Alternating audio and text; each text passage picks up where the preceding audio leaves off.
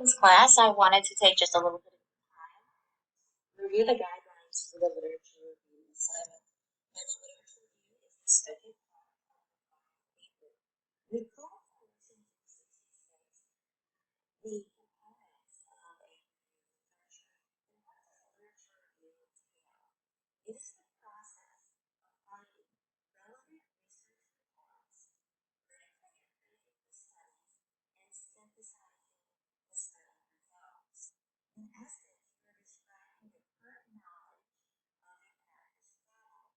And more so than that, you are synthesizing the evidence surrounding the clinical problem.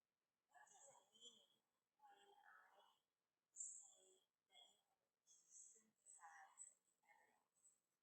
The synthesis of sources involves thinking deeply about what you have found and identifying the main themes of information that you want to present.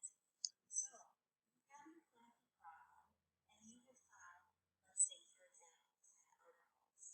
It will be important for you to read through those 10 articles and to separate them into like groupings. So perhaps 3 of those articles, research articles, address A, 3 of those articles address B, and 4 of those articles address C.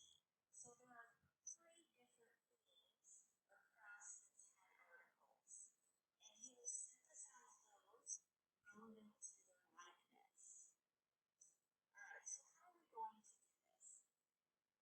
When you're writing a literature review, it's oftentimes helpful to first form an outline to organize the information from the review.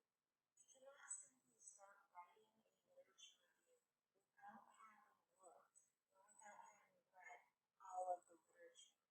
Right? So you've read all of the literature that you've collected, and you've begun to separate the literature into themes. Now, in order to help you do this, one of the first parts of this assignment is to find a minimum of 10 primary research articles on the subject matter and provide the citation for each article.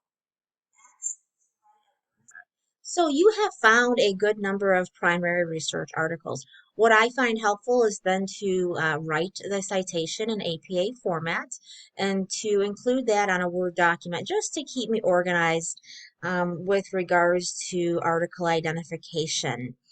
So recall that it is important for you to synthesize the results for this literature review across 3 to 5 topic areas. And I mentioned then it is going to be important for you to identify the likeness or similarity across the articles so you can plug them into the appropriate topic area.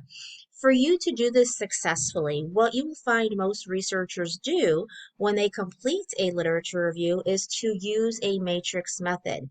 So the matrix is available to you in Brightspace, and the matrix will serve as a guide to help you compare and contrast articles in an easy to read format and then allow you a visual of how they are alike and how they are different. Once you have that matrix complete with the articles that you plan to use for your literature review, you will then synthesize the knowledge from the articles into a well-written literature review.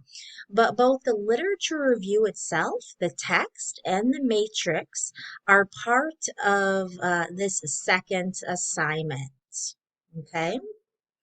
I want to emphasize the importance of not using direct quotes when you write your literature review. The literature review should be in your own words. Now, it will be important to cite as appropriate, but you will want to paraphrase quoted text. When you paraphrase, this reflects a higher level of understanding, a higher level of analysis and synthesis um, of your own ideas, because that's what we want to see in this paper. Okay? So please avoid the use of direct quotes. You will submit your literature review along with your introduction, and that's okay if you've not had time to update your introduction based on feedback, but go ahead and do keep as one flowing document. You want to remember to include a title page and a reference page. If you have any questions, please do not hesitate to reach out to me. Thank you.